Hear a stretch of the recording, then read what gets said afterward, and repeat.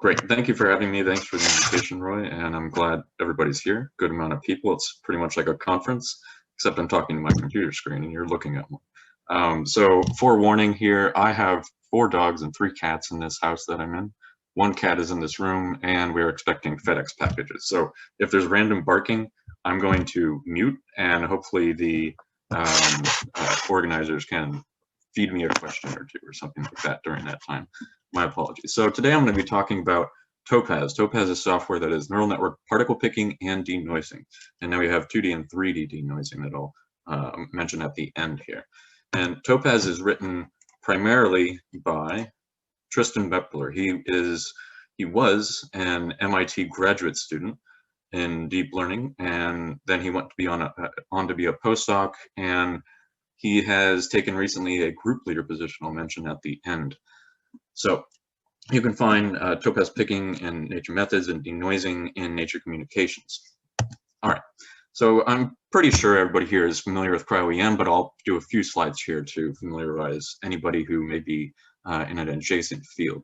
So with cryo-EM, you have your sample in a test tube or an Eppendorf tube, purified protein of some sort, and you have an EM grid as shown here, and you want to put your sample on the EM grid, thin it out really nicely, and vitrify it, freeze it very rapidly. Then what you do is you throw this into your electron microscope, and you have hopefully randomly oriented proteins in a thin ice layer, less than maybe 50 nanometers or so thick. And we put this in microscope, you can get nice images, transmission images, projection images of your proteins in many different orientations. Then you pick tens, hundreds, or hundreds of thousands, or maybe millions of particles, and you place them all back in 3-dimensional space after maybe doing some classification in 2D and 3D as such. And then you're able to essentially purify your proteins in silico in 3 dimensions at near atomic resolution. Now, Topaz works to optimize this step right here on the left, bottom left, where you want to be able to identify the projections of your proteins and not pick random junk. You want to pick as many good particles as you can and pick no bad particles. And also denoising falls into this category too, of visualizing and hopefully identifying your proteins accurately. So I want to make this a bit interactive. So you have a chat box at the bottom of your Zoom, or if you're on your phone, you have it there. What types of problems do you have with your cryo-EM projects? Do you have aggregation? Do you have weird shaped proteins, maybe like this question mark kind of particle or this long particle here? Do you have small projections of your particles that are really hard to pick and therefore really hard to fill your Fourier space in 3 dimensions? So if you have any one or multiple of these, go ahead and just simply type 1, 2, and or 3 in your chat. It'll give me a good idea and give everybody a good idea what type of problems you have in the particle picking process. So we think that this, particle picking is solved. It's not really solved, at least I'm going to argue until Topaz. Okay, so quick overview here. How is Topaz beneficially different from other particle pickers? What problems does it solve? I'm going to give you examples in-house and in the literature. And what can denoising, a new addition to Topaz, do for you, both in 2D and in 3D? All right, so current particle picking methods, at least conventionally, have been template picking, where you get some projections of maybe a 3D initial model and then try to pick those from your micrographs. You'd use a rotational average maybe, or a difference of Gaussians, or Laplacian of Gaussians, some type of mathematical function to identify the shape of your protein. Now that's pretty crude in practice because you often pick a bunch of junk. So there's some newer methods that use deep learning, positive and negative convolutional neural networks, and that means that you have to tell it what are your proteins and what are not your proteins, at least implicitly. You can do this explicitly or implicitly depending on the software package. So Cryolo, Warp, Deep Picker, these are examples of positive and negative convolutional neural networks for particle picking. Now Topaz here is different. It uses a new neural network framework called positive-unlabelled. So all you have to do actually is just know what some of your positives are, what some of your real projections are. So here's a conceptual idea of how this works. So you have, if you can maybe see my cursor, conceptually on the left here, you have pluses and minuses. Real particles that you want to pick, and then minuses are things that you don't want to pick, junk or partial particles, whatever. And so with Topaz, you really just have to see and be able to identify a few projections of what you want to pick. You don't have to know what you don't want to pick. So this actually solves the hard problem, de novo problem, of what might my particle look like and what might it not look like in particle picking. So if you can identify a few projections of your particle, and as few as we've done tests down to just 10 particles for training a network, then what Topaz is able to do quite efficiently is segregate those that you picked from those that you didn't pick, and actually identify which ones you need to pick that are remaining, and segregate those from the negative things, the junk that you don't want to pick, aggregation, etc., as long as your picks do not include any of those negative things. So you just have to identify true positives well. Okay. So here are some problems that Topaz solves. It assumes that you have sparsely labeled training data. You don't, in the training data that you provide to your Topaz network when you train it, you don't have to pick all your particles from every micrograph in the training set. You can pick as few as just one, and I'll show this in a few slides here. In our experience, Topaz can pick any size and shape particle. It picks more real particles than other pickers in our experience, and has a very high ratio of true positives to false positives. So you're not getting, usually you're not getting a data set out of Topaz that has a bunch of junk in it. And this is very useful because, as many of you know, after you do particle picking, then you're going to go do 2D and 3D classification. And a lot of times, I argue, and I think this is true, your true particles do find their way into junk classes, and so you end up throwing away good particles in your junk classes. To solve this, you can just not pick as much junk. So this reduces bias in classification filtering. Also, this is surprisingly important that we found, after we started using Topaz in the real world, Topaz centers particles really well. As long as you have well-centered training particles, it can center those picks that it'll produce quite well, and this again reduces bias in classification. Okay, great. So how well does Topaz actually work in the real world? So we had our first major user of Topaz was Micrographs. He may be in the audience here, as a graduate student at Columbia, and he just went to the Topaz tutorial. Let me back up, sorry. He went to the Topaz tutorial. He had this particle that is a horrible question mark shaped particle. It's asymmetric. It's only about 100 kilodaltons, non-globular, and it aggregates. So it's got all these problems that I listed at the beginning. And he just went through the generic tutorial, and here is how well he did. So he compared it to template picking, difference of Gaussian picking. He also did Cryolo and Deep Picker, and those picked about only 10% of these other pickers. So here's the top 3 pickers here. So here are, in general, the views that exist in the data. So you have this front view, looks like a question mark, a bit oblique view, kind of a side view that looks like 2 dots and a line, and then there's a top view where it's really just 1 dot. And here's a representative micrograph. You have various aggregation in green, and then you have real particle picks in red, and this is after Topaz particle picking on the right. And so Topaz, as you can see, picks about the same number of front views. These are the easiest views to actually pick. Picks maybe a factor of 2 more of oblique views, and then it picks about 4 times more side views, and about an order of magnitude more top views. And this is absolutely useful, because with these top views, you're able to fill in much more Fourier space and get better 3D reconstruction, which I'll show in a second here. And also, as I mentioned before, Topaz picks virtually no junk. So out of about 1 million particles that Topaz picked, it picked about 1,000 junk particles, but those were actually black stripe K2 issues that it picked. So I'm not really including them here. It's not an accurate representation.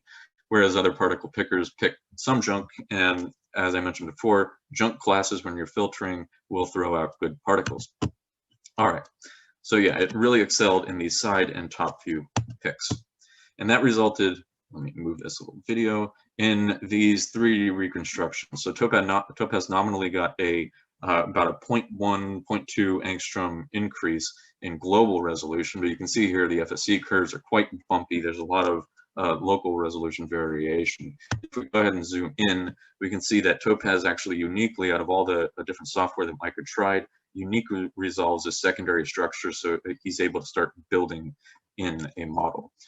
And versus here, dog picking and tempo picking, the next two best, you really have a lot of ambiguity with this secondary structure. So Topaz is actually useful in the field.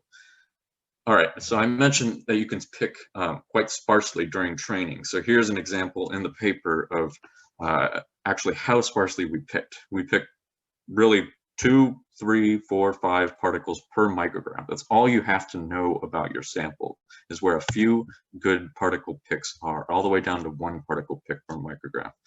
So this is the positive-unlabeled advantage over positive-negative neural network framework. Okay, now Topaz also ranks particles quite well. And what I mean by this is after you train a neural network model, it will give you, for every single particle, a Topaz score. This is how well it assumes that it picked this particular particle.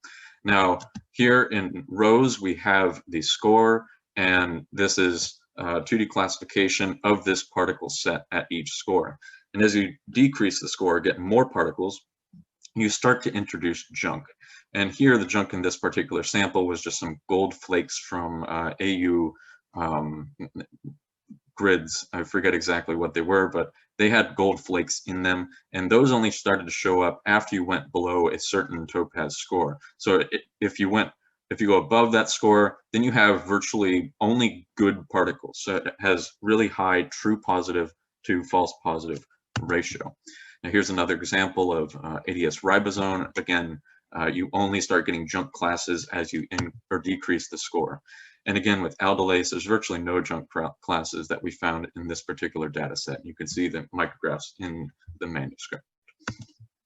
Okay, so now I'm going to go through several examples, including several COVID examples in the literature over the past few months, actually, from about the beginning of the year is where these papers came from. So from what I counted the last time, there's been, I think, 7, maybe 8 different COVID papers that have used Topaz to optimize their particle picking. And why did they use Topaz? So let's go ahead and examine some of these papers. So this one is actually partially in-house. This is in collaboration with the Shapiro lab, who's also Micah's PI. And they had, back in May, one of our first data sets that was coming off our Cryoses, and we sent all our staff, go process this together. People were jumping on Relion and CryoSparc and doing all they could to particle pick and classify and get to the best 3D reconstruction as fast as possible. So some of our staff got back this particular data set where they picked about 1 million particles initially. As you can see, there's a lot of random junk in there. It's quite hard to identify where the particles actually were with template and blob picking. This resulted in only about 13,000 final particles with a reasonable particle distribution in Fourier space. Now, I took these 13,000 particles and I fed them into a Topaz training session. And Topaz resulted in this many particles after picking, about 50,000. And from there, after 2D and 3D classification, it whittled down to about 29,000 particles. So we more than doubled the particle output just by retraining or by training Topaz on particles that we are already confident were real. So you can do this with any data set. And I'll mention in a second, I think everybody should do this with their data sets. Okay, and in 3D, this is what it actually resulted in. It went from a 4.5 angstrom structure on the left through to a 3.5 angstrom structure on the right with Topaz picking. So just with a few hours of training and picking, boom, you can have an extra angstrom, an extra 100% of particles potentially from your data set. Here's another example from, this is now from the literature, not in-house. This is from the Kern lab, or, oh, I forget, Brohan lab, I believe. So Kern is the first author here, and they had these SARS-CoV-2 spikes in nanodiscs. So what they went ahead and did is initially picked with TempoPicker, got about 1.7 million particles and whittled down to about 86,000 particles in their final reconstruction. And then that went into a Topaz training session where they picked 4 million particles and got down to 185,000 particles. So they increased their particle picking number by over a factor of 2. And as you can see in these final reconstructions here, the reconstruction resolution and the actual structural resolvability increased substantially to where they could actually start modeling side chains inside this nanodisk region right here. That's why it's kind of a cloudy region if you want to look inside at these side chains here. Okay, here's another example. This is from the Briggs and Shores lab. I think Shores is here. So they had these SARS-CoV-2 spikes on virions, and they went ahead and did some manual curation of about 100 micrographs. And they had some thousands of different micrographs that they wanted to pick. And as you can imagine, if they tried to pick this with tempa picker or blob picking of some sort, it would just pick everywhere inside the virions and maybe also pick the spikes. So that's really not a good way of picking. But with Topaz picking, this is how well it picked. There's almost none of these spikes are missing, and there's a few that are floating around that aren't actually on the virion that it picked.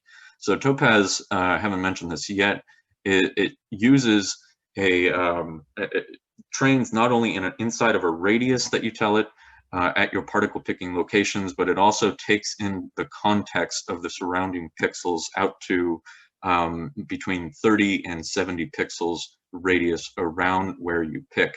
And so it's actually getting the context of that virion in its training session. And so therefore it's able to pick these SARS-CoV-2 spikes much better than any other picker. So they went ahead and picked their, I think, 9,000 micrographs with this model, and you can see their paper. It was either in Science or Nature. All right, here's some more examples from the literature outside of the COVID realm, and all from this year. So this, I'm not sure exactly what a Polycomb complex is, but as you can see here, it's some giant glob of stuff. And all these side views were rather easily pickable by tempa picking or blob picking or whatever. And EMN neural network picking, but Topaz was really the only picker that was able to pick these two green highlighted views well, these kind of top-down or bottom-up views. So that's what they used to pick those and get a rather isotropic reconstruction at 3.5 angstroms. Here's another example from the literature. I forget. I think they're at the Icahn School of Medicine in New York City. So they went ahead and did template picking on a couple different sessions of data collection, went down to about 48,000 particles in their first session, got to about 3.6 angstroms of this reconstruction.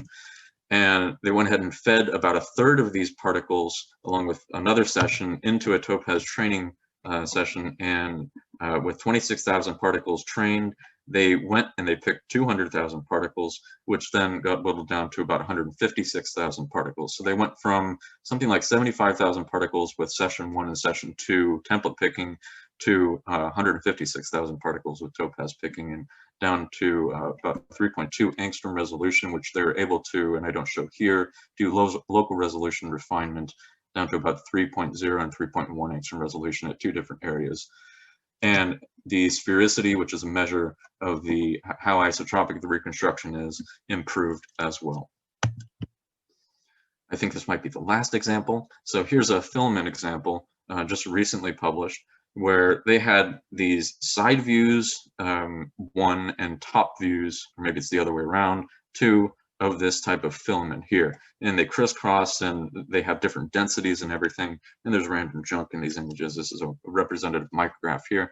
They went ahead and trained with about 600 manually picked particles, got about 1 million and 0.3 particles from Topaz picking, which they classified down to about 700,000 good particles. And then they wanted a particularly flexible class, and that allowed them to get somewhere around 3.5 or so angstrom resolution structure. So you can pick filaments also with Topaz. It works fine. And Takanori, who may be here, posted on Twitter just yesterday that he found also that he could pick filaments quite well with Topaz, and he's going to make some type of integration into Relion for filament Topaz picking. Oh, I do have one more example. So here's some floppy filament core here, Uromodulin. I'm not a biologist, don't know what this is exactly, but as you can see here, it has quite crazy views. It's completely asymmetric, and C1. What they did is they picked about 100,000 particles by template, went down to about 17,000 particles after curation, and then they did something that kind of surprised me, but it seemed to work for them. They used a subset of these 17,000 particles to train Topaz to pick only the best particles there. I think they assumed that they had some junk still in that 17,000 particle data set. And they used Topaz to actually classify and get down to this reconstruction you can see on the right. It's only about 7 angstroms or so, but it was enough to allow them to reach some biological conclusions. Okay, so here's a quick visual summary of without Topaz versus with Topaz. So you go from, well, you get maybe double the particles in a lot of these examples, higher resolution by several tenths of an angstrom, and better angular distribution because you're able to get those difficult to pick top or side views of your particular particle. So I argue that you should be using Topaz on all your cryo-EM data sets. I often see, and I'm a kind of methodsy type person. I look in papers and I go straight to the methods and I see how do they pick their data. And I still see in a lot of just nature and science papers that people use blob picking or tempo picking, then they stopped. And these people, I'm pretty sure, are leaving data on their grid. They're leaving resolution on their grid, and they're not actually optimizing their picking or their data. So go ahead and do this, I would argue, and you will get hopefully better results. Okay, now we're going to move on to denoising here. So recently, actually about a year ago, but we've been optimizing it since, we've added denoising, neural network denoising to Topaz called Topaz-Denoise. And it's based on the noise-to-noise framework that I'll go over here in a second, which now we have pre-trained models inside of Topaz-Denoise that are trained on dozens of cryo-EM data sets, which will hopefully be out on Empire soon publicly. You can train your own denoising model in 2D or 3D, and Topaz-Denoise allows you to visualize difficult proteins with confidence, and you probably shouldn't go into post-processing with it. But quickly, let me go over how noise-to-noise works. Why is denoising suddenly getting better? So noise-to-noise works, it's a neural network framework by you have 2 noisy images of the same field of view, and you essentially, conceptually, train a neural network model to transform noisy image 1 into noisy image 2.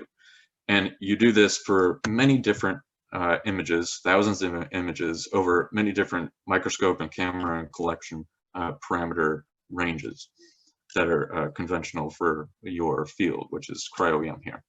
And what essentially happens is the network is then able to take an unseen noisy image and transform it into different noisy images, but that's actually kind of useless. So what you do instead is you train it to go to the average or the mode or the median of those noisy images, which is actually the clean target. So you train it to get rid of that noise that is not in common between all those noisy pairs. So this is how it works in practice, or it looks in practice. You start with this noisy image of, this is some Empire data set of a protein in a nanodisk, and with about 3 seconds on a GPU, you can denoise it on the right. And here's another example of proteasome, where the raw is on the left and denoise is on the right. This is the clean target with the pre-trained model. You can apply this to any data set and about 3 seconds per image. So you can see these areas in between particles are completely flat, or almost completely flat. There are some bumps around.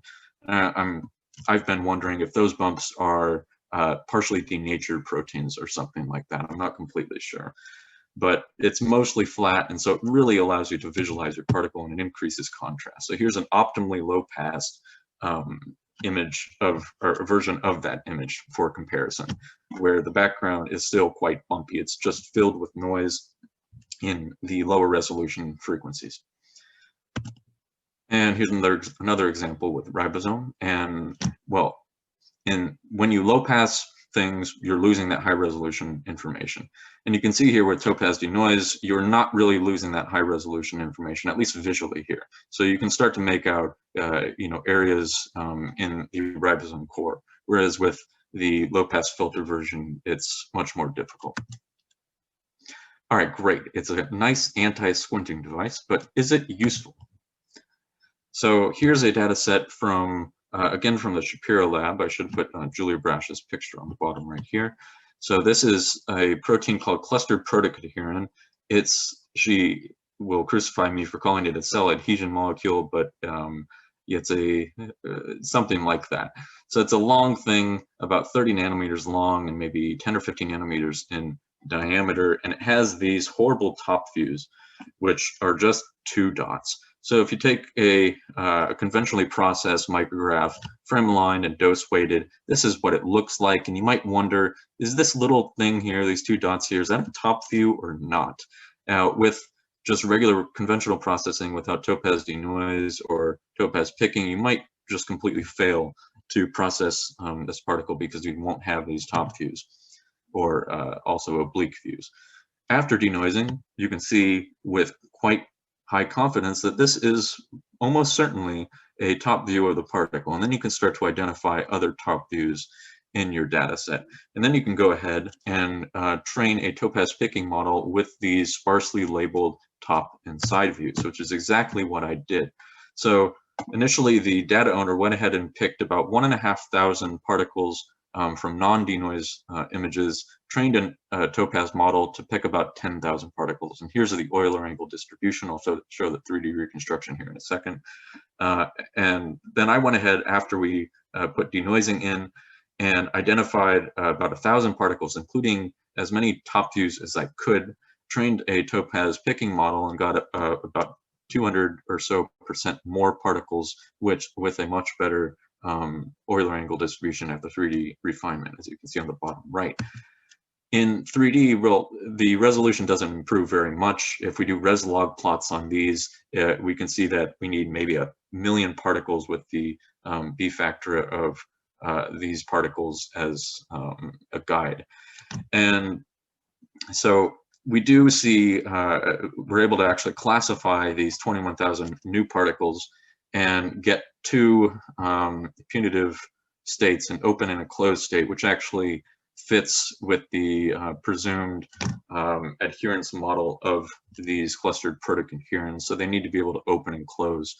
But at this about 12 angstrom resolution, it's really hard to make substantial conclusions here. But we do see 2 classes that reproduce. Okay, now with denoising, can we be confident about what's in your image and sample backgrounds? So I've shown you this micrograph on the left before, this T20S Proteasome. After denoising, your backgrounds become almost completely flat.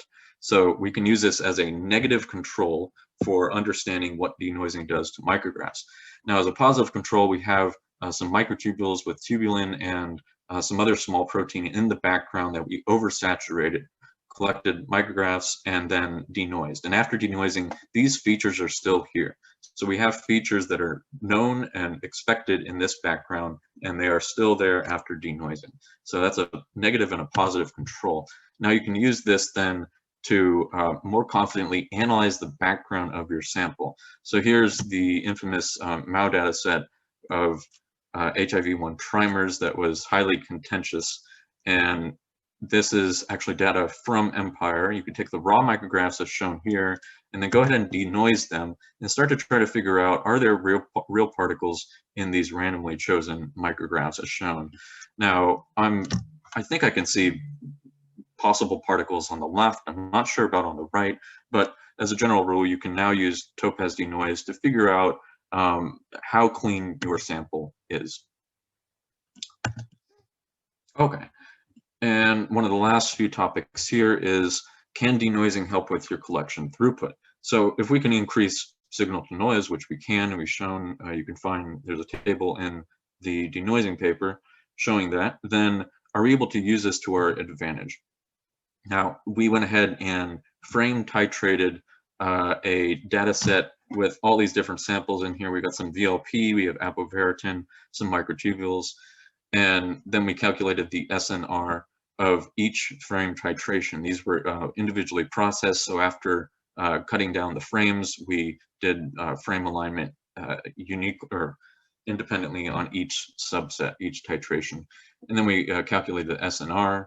And as you can see here with Topaz-Denoise, you can visually and by SNR get much better SNR with a very low dose. Well, very low compared to conventionally collected micrographs these days, between like 50 and 70 electrons per angstrom squared. You really only need somewhere around 20.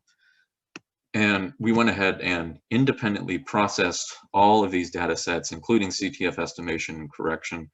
And we found that if you go down to about 7 electrons per angstrom squared, you can't get below about 3.3 angstroms resolution, whereas somewhat surprisingly, an optimal dose titration is at about 17 electrons per angstrom squared on this particular sample. It gave us 2.9 angstrom resolution, and everything has good isotropy because this is a very symmetric particle. And if you go above that, your resolution is actually decreasing substantially. So in this data set, we didn't do dose weighting.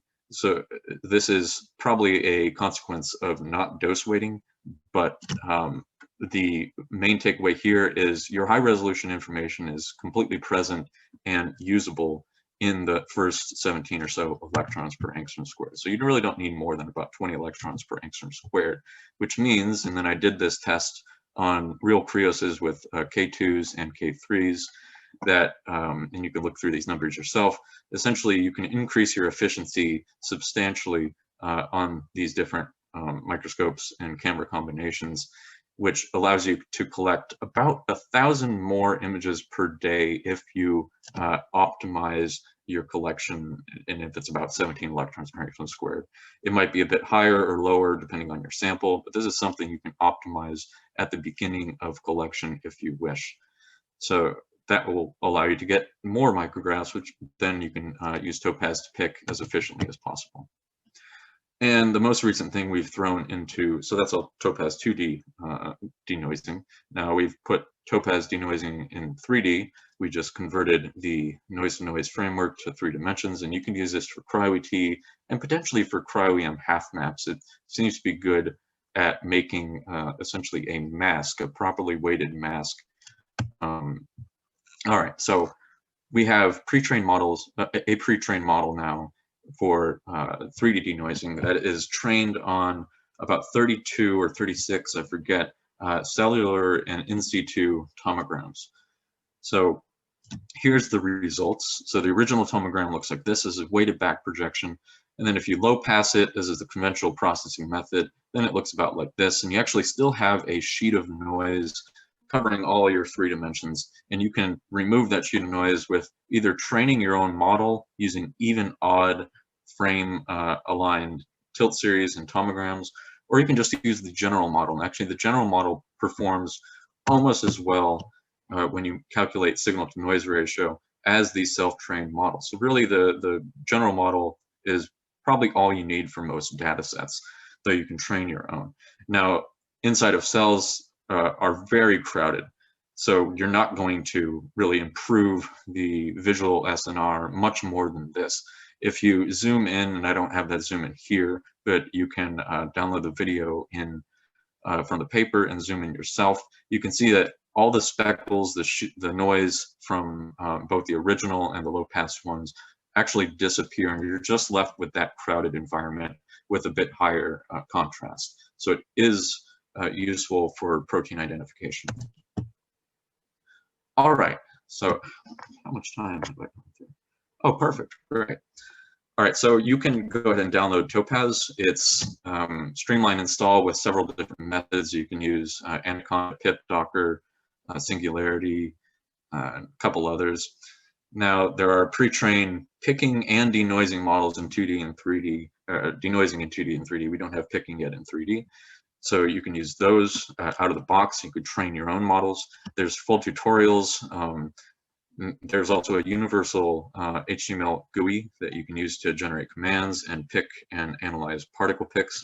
And now Topaz has been completely integrated in CryoSparc, Relion, Scipion, and Appion. Now, CryoSparc and Relion are the most popular packages here, and personally, I love CryoSparc, and I just actually put Relion integration in, which Takanori is improving some also.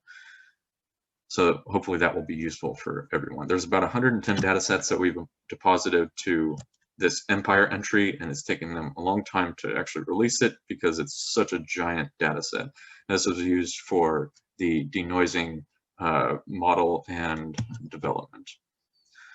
We are also offering, if you wish, Topaz workshops for your institution. So if you want, we can give you a hands-on Topaz workshop, a couple hours, and hopefully it'll allow you to optimize your cryo-EM workflow. Contact information is at our regular Topaz website on the bottom. So here's what Topaz integration in CryoSparc looks like. It's really just the normal drag and drop features that you find in CryoSparc. So you can do denoising, you can train a denoising model, you can train a picking model, extract your particles. There's these pre-trained models that are in it.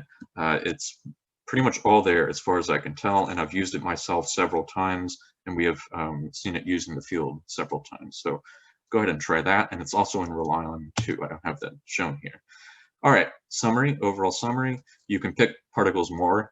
You can pick more particles and pick them more accurately with positive unlabeled picking inside of Topaz. With denoising, you can visualize and identify your particles much more confidently. I recommend not using it or being very cautious if you're using denoising in any post-processing step like refinement. All right, and there are these publications that you can go ahead and read up on. Here's all the people involved, and Tristan Bepler is the main developer. His previous PI, Bonnie Berger. Kotaro did a lot of 3D denoising development. Micah and Julia, I highlighted their in-house examples here. All right, at NYSBC, at SEMC, we have all this nice equipment. I think we're trying to hire some people right now if you want. And we have several different centers, NRAM, NCCAT, and recently we're starting up the National Center for In Situ Tomographic Ultramicroscopy for CryoFibSem sample preparation and development. And even more recently, the Simons Machine Learning Center that Tristan Bepler is the group leader of. So we are pushing quite hard in the machine learning realm and hope to optimize much of the cryo-EM workflow. All right, that's about all I have. You can find me on the Twitter and you can ask questions now. Thank you.